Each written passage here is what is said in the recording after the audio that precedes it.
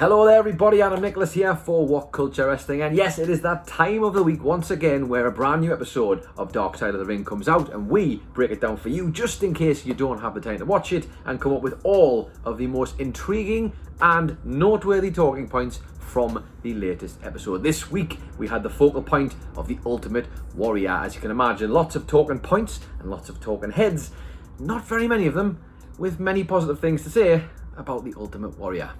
Let's do this. Number 10, his first WWF bouts were popcorn matches. Now, as I kind of touched on in the introduction, there aren't going to be a great deal of people you'll find in this documentary who have some positive things to say about the Ultimate Warrior, but one of them who does have a lot of positive tidbits to provide within this document, as well as her own bunch of negative ones, is his ex-wife Shari Tyree, and kind of just as well that she's in the documentary, to be honest, because the balance between negative and positive is not great. And one of the interesting tidbits that Shari provides on the Ultimate Warrior's in-ring work, shall we say, is back at the very beginning of his career, during his first matches in the WWF, when he used to ask her to sit in the audience to try and gauge the reaction. Much to her horror, unfortunately, she found out that his matches tended to be what she describes as popcorn matches, where people get up and go to the restroom or go to get food while he was in the ring. And to be honest, not the response you probably want if you're the guy in the ring.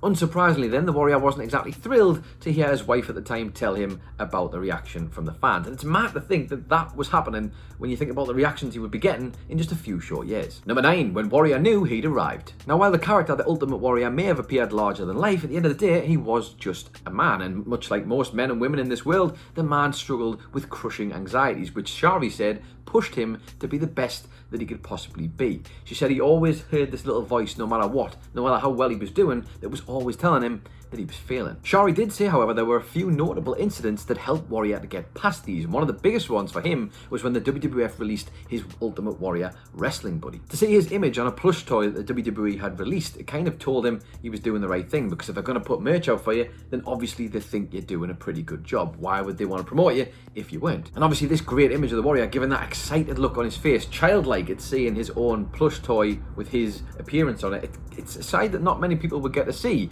of Jim Hellwig. And as you can imagine, with all the merch and all the toys, etc., comes in a big bankroll, which obviously makes him very happy, but also it can change a man. Number 8, some chilling words to his ex-wife. Now, we find out that both of Jim Hellwig's grandfathers died when they were in their 50s, and the thought of that happening to him is something that he carried with him every single day. Shari tells Vice that the Warrior always feared for his health, but maybe that was something that actually helped him to become so driven as well. The man wanted to become as rich and as famous as he possibly could, as soon as he possibly could, and while Shari maybe didn't realise it at the time, he was doing this because that fear was driving him to want to make sure he was a household name and could provide for his entire family financially as soon as possible. And to think that all of that came from this nagging thought in the back of his head that he might die in his 50s, only to then die at the age of 54, is quite chilling, to be honest. It's like the man had a crystal ball almost, and it played out exactly as he imagined it would. Number 7, parts unknown had shoot origins. Now, we've heard over the years from many wrestlers indeed that the Ultimate Warrior was quite a hard nut to crack. Not a lot of people managed to break through the ice with him, and as a result, he did rub a lot of people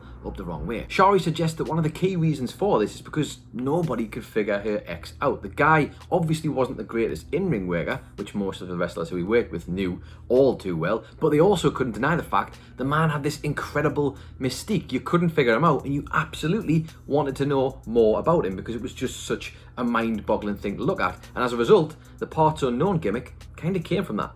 It was a branding that absolutely worked, and it fit the Ultimate Warrior character perfectly, almost to the point where it was probably to his detriment. Number 6, it verges on self-destruction. Now, while Shari Taree's perspective on the Ultimate Warrior is absolutely invaluable in this documentary because it adds a little bit of a balancing act, as we mentioned before, the rest of the talking heads in this are very much in the negative direction. Comments from Jim Cornette and Jim Ross were slightly less favourable, I think it's fair to say, with JR saying he'd never seen or met a wrestler with less ability, and Jim Cornette suggesting that he was never really a fan. On top of that, we also hear from Eric Bischoff, who basically completely and utterly dismisses the Warrior's promo style. So pairing all those together, it's kind of probably just as well we got Shari Tyree in this documentary, because if we didn't, it would probably just be self-destruction of the Ultimate Warrior 2.0. Having said that though, with a subject like the Ultimate Warrior, a guy who seemed to get every ounce of negativity he could out of almost everybody he ever interacted with, you can kind of understand it. Number 5, Hulk Hogan gets all the credit. The Ultimate Warrior versus Hulk Hogan at WrestleMania 6 is an iconic matchup. These two larger-than-life characters clashing together in a match that everybody wanted to see. Fans were going wild. The energy was electric.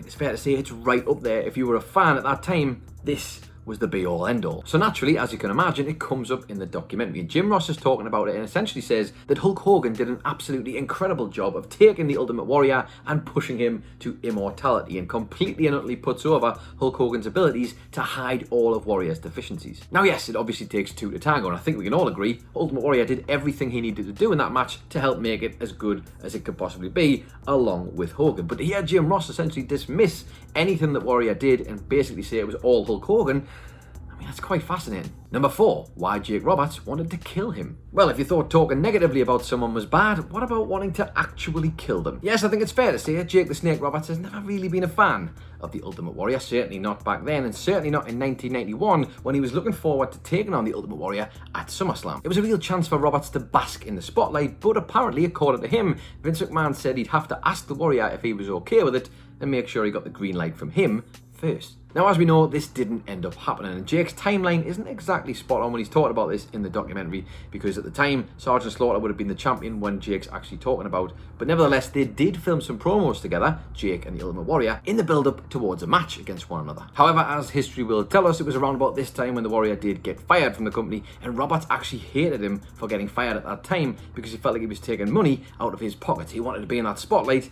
You can't do it if the guy doesn't work for the company anymore. In fact, he hated him so much that he actually says he wanted to kill the guy. Number 3, Warrior apologised years later. Now, this hatred and feeling of wanting to kill the Ultimate Warrior was no joke for Jake Roberts. He's something he kept with him for years and years and years. And just imagine the image. You're at the Hall of Fame 2014. It's Jake the Snake Roberts walking around backstage, suited and booted, and in his pocket is a roll of quarters that he intends to beat the Ultimate Warrior up with at the second he gets a chance to see him behind the scenes. As it happens, Jake didn't get to beat him up because, of course, he was surrounded by a bunch of security, and that's probably for the best for both of them, I think we can agree. But what did happen was even more surprising, because Jake later on felt a tap on the shoulder, and it was the Ultimate Warrior, who then proceeded to spend a bunch of time talking to Jake and apologising for all his past mistakes. And all of a sudden, all of this pent-up hatred for the Ultimate Warrior was just washed away in the eyes of Roberts, because he realised it was kind of dumb to hold on to something for that long, but he really appreciated the fact that the Warrior had actually taken the time to say sorry to him. And that whole interaction between the two actually gives us a really touching moment in the documentary, where Jake realises he was extremely lucky to have been able to make amends, or certainly have amends made to him by the Ultimate Warrior, and bury the hatchet before, of course, he would pass away soon after. Number 2, there's zero mention of steroids. Now, understandably, when you come to watch a gritty behind-the-scenes Dark Side of the Ring episode all about the Ultimate Warrior, you were probably expecting to hear a little bit about steroids. The two are kind of synonymous with one another.